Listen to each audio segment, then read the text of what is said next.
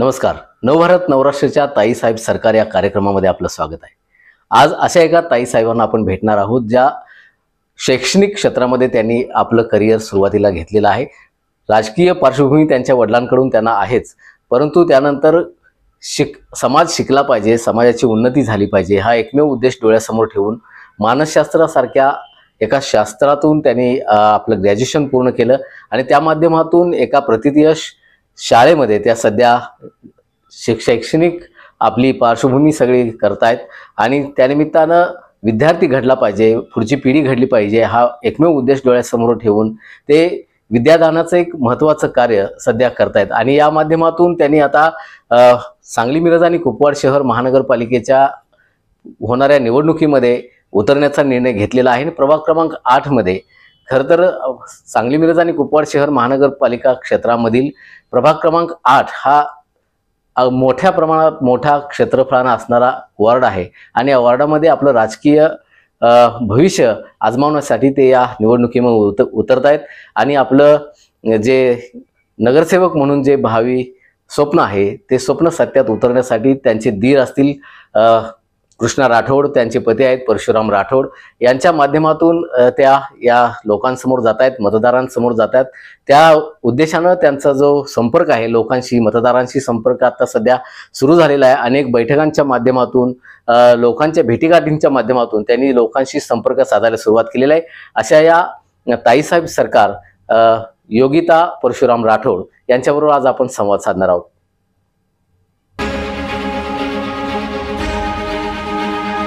सुपारी फुटली आहे, तयार आहे ना तुम्ही सगळे? आम्ही अदला बदल करत असतो, कधी मी मुख्यमंत्री असतो, कधी मग शिंदेने त्याला कधी डोळा मारला की दाढीवरनं हात फिरवला. आगे झाला जागे राहा, नाहीतर अनाकोंडा आ जाएगा. एकीकडे लावणी, दुसरीकडे अजून कुठलं आंदोलन. मी सडाफटिंग माणूस आहे, तुमच्याकडूनच व्याजाने आणि उसने घ्यावे लागतील. नमस्ते, मी सौ योगिता परशुराम राठोड, राहणार सांगली. प्रभाग क्रमांक 8 मध्ये ओबीसीची इच्छुक उमेदवार आहे भाजपाकडून. मी आता कार्यकारिणी सदस्य आहे भाजपाची. माझे दीर कृष्णाजी राठोड हे पण भाजपाचे मंडल अध्यक्ष आहे.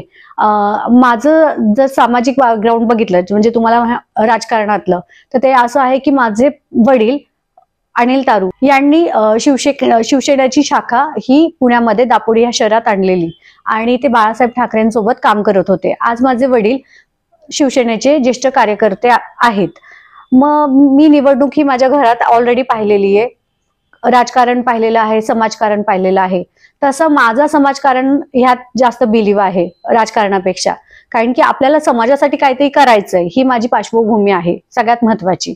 आणि माझा हा मानसिक हेतू आहे की बाबा आज जे गरीब लोक आहेत किंवा जे सर्वसामान्य लोक आहेत, मिडल क्लास म्हणतो, त्या सगळ्यांना ज्या आपल्या भाजपाने योजना आणल्या आहेत त्या योजनांचा जर पुरेपूर त्यांनी जर लाभ घेतला तर त्यांचं 50% आर्थिक आणि मानसिक जे पण प्रॉब्लेम्स आहेत ते सॉल्व्ह होतील. आणि ते सॉल्व्ह करण्याच्या दृष्टीने आपल्याला पुढे जायचंय. आता गटारं तर चालूच आहेत, ड्रेनेजची कामं तर चालूच आहेत, त्याच्यामुळे आपली रस्त्याची कामं रखडलेली आहेत. आणि आता जे ओपन स्पेस आहेत ते ओपन स्पेस मध्ये सुद्धा ट्रॅक करून द्यायचं, महिलांसाठी काहीतरी तिथं ओपन करायचं. त्याच्यानंतर जिम आता चालूच असते, छोट्या छोट्या जिम्सचे वेगवेगळे इन्स्ट्रुमेंट तिथं टाकायचे. त्याच्यानंतर बगीचा वगैरे करणं, देऊळ करणं, हे सुद्धा काम ऑलरेडी भाजपाचं चालू आहे. त्याला चांगल्या दिशेला न्यायचं, कारण की अजूनही ती कामं पूर्णपणे झालेली नाहीयेत. तसेच बचत गट किंवा महिलांसाठी जसं आजपर्यंत आम्ही खूप मदत केली की महिलांना लाडकी बहीण योजना ती मिळवून देण्यासाठी, KYC अपडेट करण्यासाठी खूप सारी मंडळ आहेत आपल्या प्रभाग क्रमांक 8, त्यांना आपण आर्थिक मदत किंवा आणखीन काही जर मदत लागली तर ती केलेली आहे. त्याच्यानंतर RT ही जी कन्सेप्ट आहे जी सर्वसामान्यांसाठी आहे की माझा मुलगा सुद्धा पोद्दार सारख्या किंवा एखाद्या मोठ्या स्कूलमध्ये जाऊ शकतो का, कारण की आम्ही एवढं आर्थिक पैसे म्हणजे भक्कम नाहीयेत. तर मग त्या मुलांना सुद्धा आपण ऍडमिशन करून दिलेली आहेत किंवा त्यांना तो मार्ग कसा असतो, RTचं ऍडमिशन कसं करून देणं हे पण केलेलं आहे. तसंच खूप जणांना, स्त्रियांना लग्नानंतर असं वाटतं की बाबा मला आता काहीतरी करायचंय, मग त्या येतात की ताई मला काहीतरी करायचंय वगैरे वगैरे. मग त्यांना शिक्षण आता पण त्या घेऊ शकतात. अगदी 10वी नापास असलं तरी तुम्ही तुमचं ग्रॅज्युएशन कसं कम्प्लीट करू शकता, तुम्ही काही करू शकता, तुम्ही पैसे कसे स्वावलंबीपणे कमवू शकता किंवा फॅमिलीला कशी आर्थिक मदत करू शकता, ह्याच्यासाठी सुद्धा आपण त्यांना खूप सारी मदत केलेली आहे. म्हणजे हे सगळं काम आपलं चालूच आहे. तसंच माझे दीर म्हणजे कृष्णाजी राठोड, त्यांनी खूप वर्ष झाले, गेले 15 वर्ष ते राजकारणात आहे, भाजपामध्ये आहे आणि त्यांनी खूप सारी कामं केलेली आहेत.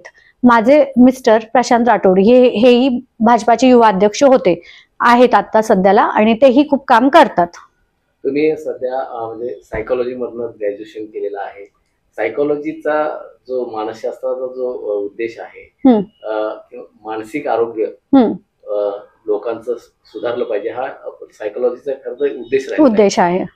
तो उद्देश कशा तऱ्हेने या माध्यमातून तुम्ही साध्य? आता हा खूपच छान प्रश्न आहे. ऍक्च्युली कसं माहितीये का, आता मी ऑलरेडी एक माझी इन्स्टिट्यूट आहे, म्हणजे जिथे मी लहान मुलांना शिकवते, त्याच्यात मी मोठ्या म्हणजे लेडीजसाठी हे पण घेते की इंग्लिश स्पोकन क्लासेस. मग ह्या सगळ्याचं काय असतं की लहान मुलांपासून आज सायकोलॉजीची गरज पडलेली आहे. तर ऑलरेडी आपलं सायकोलॉजी झालेलं आहे, म्हणून आपल्याला जेव्हा अशा केसेस येतात की ताई माझं मुलं असंच करतंय, मग ते तसंच करतंय, मग त्यांना हेल्प करणं, बायका डिप्रेशन मध्ये जातात, फायनान्शियल असून दे, मानसिक किंवा काही त्यांच्या घरच्या, मग सायकोलॉजीचा आपण आधार घेऊन त्यांच्या समस्या सोडून आणि त्याच्यात आपल्याला ज्या सुविधा भाजपाकडनं मिळाल्यात ह्या सगळ्याचा सांगाडा घालून त्यांच्या लाईफमध्ये एक नवीन प्रकाश आणायचं आपण काम करायचं आहे. खरं बघायला गेलं तर प्रभाग क्रमांक 8 जो आहे तो खूप मोठा प्रभाग आहे. हा, आता वाढीव आहे. 20 प्रभागांमधलं खूप मोठा प्रभाग आहे, ओळखला जातोय. अनेक विस्तारित भाग खूप मोठा आहे, कारण गुंठेवारी क्षेत्र आता वाढायला लागले. अशा ठिकाणी लोक जाऊन राहत आहेत गुंठेवारीमध्ये. त्यांच्या ज्या मूलभूत सोयी सुविधा आहेत त्याचेही प्रश्न निर्माण झाले, ते कशा तऱ्हेनं सोडवण्याचे तुमचे आहे? हा, आता जसं मला कळालं की बाबा आपला प्रभाग 2 मधला 8 मध्ये आलाय विस्तारित, म्हणजे काही प्रभाग आपल्याला मिळालाय त्यांचा. तर मी ऍक्च्युली डोर टू डोर स्वतः फिरलेली आहे तिथे. मग तिथे तो विस्तारित असल्यामुळे, आणि आता तो जस्ट तुम्ही म्हटला तसं तो गुंठेवारीमधनं लोक शिफ्ट होऊन येतात, तर तिथे अजून ड्रेनेजची कामं नाहीयेत, काही ओपन स्पेस आहे, तिथं मंदिरं वगैरे नाही, किंवा मंदिर पडले पण बाकीचं मेंटेनन्स नाहीये, किंवा तिथं बाग बगीचा नाही झालेलं, रस्ते नीट नाहीयेत, त्याच्यानंतर पाण्याची थोडीफार प्रॉब्लेमॅटिक होते अजून सुद्धा. तर मग आपल्याला ह्या गोष्टीला वर्क करावंच लागणार, हे आपलं मेन उद्देश राहणार आहे त्यांच्यासाठी.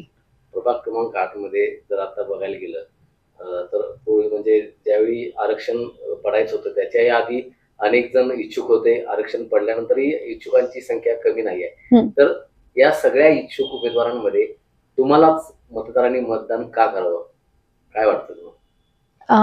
आता हा गोष्टी म्हणजे सिंपल आहे की बघा, मी एकतर एज्युकेटेड आहे, मला सगळ्या शासनाच्या योजना वगैरे कळतात. आमदारांनी आज आपल्याला खूप साऱ्या गोष्टींची सोय दिली आहे, मुभा दिली आहेत, आणि ते आपल्याला परवानगी पण देतात.